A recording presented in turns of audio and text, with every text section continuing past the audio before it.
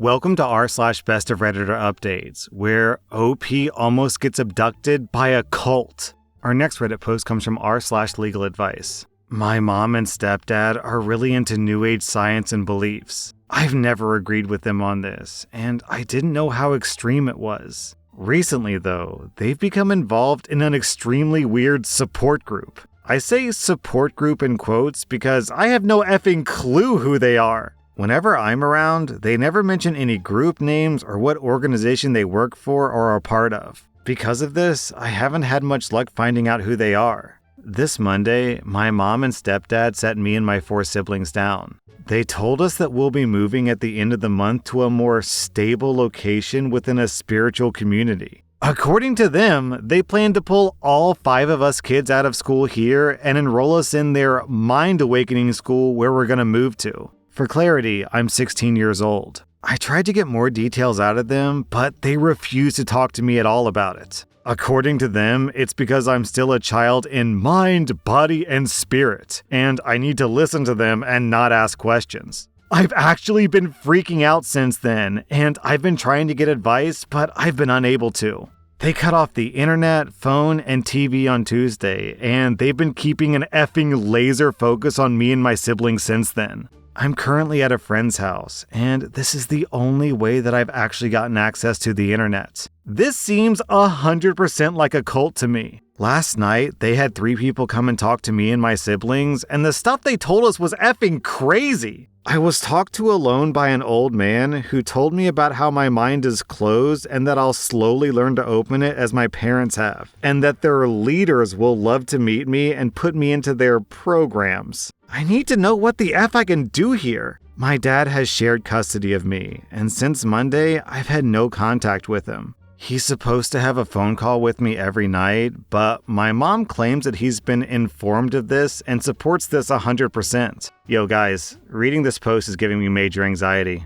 I don't know what the updates are, but I hope OP gets out of here. This is giving me anxiety. I tried calling my dad this morning, but he didn't answer. He lives in another state, so it's kinda hard to get into contact with him outside of phone and email. I'm at a friend's house because I was able to leave the house for the first time in a week this morning after I told my parents that I wanted to go to the park, but I came here instead and told my friend everything. My friend's parents aren't home, but she's trying to call them, and I plan to stay here tonight if I can. My parents have forbid me from using the internet because, quote, it's full of lies from them. I'm so lost right now, it makes me sick. I don't want to go with them into this cult compound, and I need to know what the F I can do here. Can I just run away? And can my parents get me in trouble? If my mom's been lying about my dad, can he do anything? Then OP added more clarifying information in an edit. I talked to my mom and told her that because I'd be moving soon and this might be one of the last times that I could see my friend, I would like to stay the night, and she said okay, and that his family was trustworthy and wouldn't try to corrupt my views. I got in contact with my dad, and he is pissed. He did not agree to this and was told that I didn't want to talk to him. My 15-year-old sister's dad was told the same thing despite the fact that he has primary custody and she only spends summers with us. My sister's dad is going to call Child Protective Services too, and I just got done with my call to them, but I won't repeat what they said to me here. I'll be spending the night at my friend's house. My dad told me that when my mom tells me to come back tomorrow, I am not to go back to her. And I'm supposed to tell her that my dad is going to be flying down to Florida immediately if I don't check in with him or if he hears that I went back to her. He says that he's already looking into emergency custody. I want to take a quick moment to thank my friend's parents because, oh my God, have they been great. They've been working with my dad right now to help me. I'm also going to go buy a burner phone tomorrow and withdrawing all of my money from the bank. My dad says that he'll handle getting my stuff from my mom when the time comes.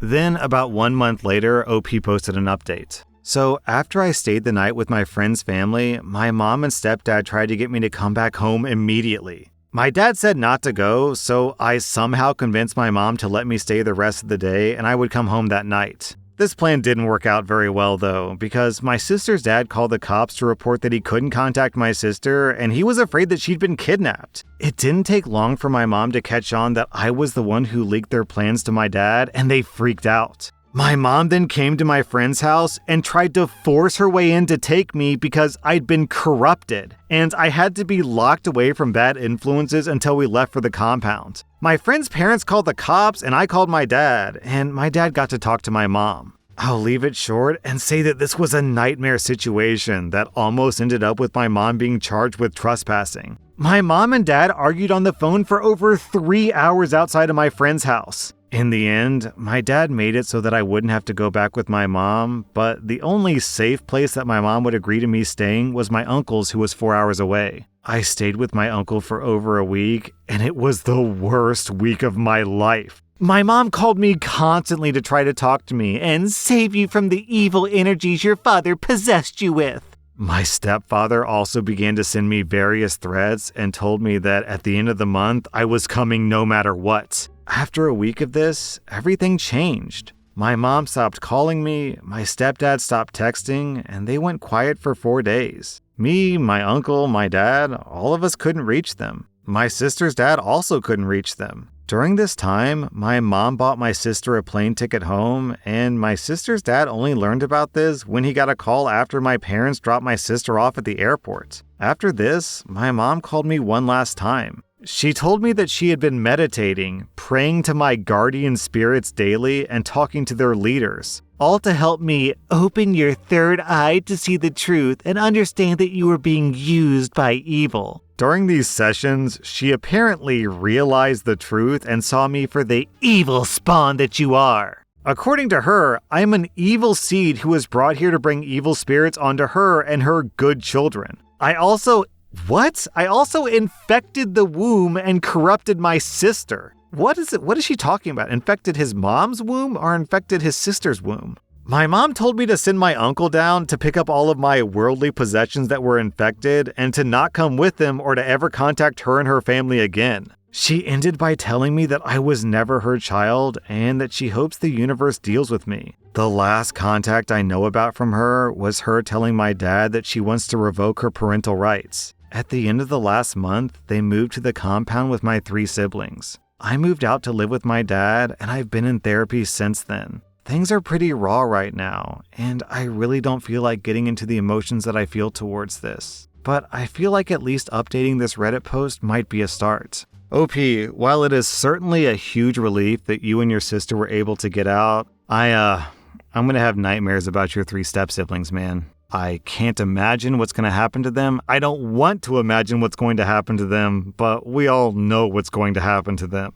Our next Reddit post comes from r/offmychest. I'm a 24-year-old woman, and I married my husband, who's 28, about a year and a half ago. The first time I saw my husband, I was a freshman in high school and he was a freshman in college. He was walking his dog at the park when he stopped to talk to my brother because they happened to go to high school together. That was the moment I became hooked. That same day, I found his Instagram, his family's social media, and also where he lived since my brother offered to walk him home while I tagged along. When I got home that day, I knew that I wanted him, but of course I was only 14 while he was 18, so I came up with a plan. I found out his younger brother was only 1 year younger than me and would be attending my current high school. I figured that I had to befriend his younger brother by any means possible next year when he moves up as a freshman while I become a sophomore, and I did. It took about half of my junior year where we became best friends, and he invited me over often in his house to hang out. This is where I was able to befriend my current husband's mom, and God did she love to talk about him. From her, I found out what college he goes to, his past girlfriends, what his elementary and middle school was, his favorite and least favorite foods, his pet peeves, what he likes, etc.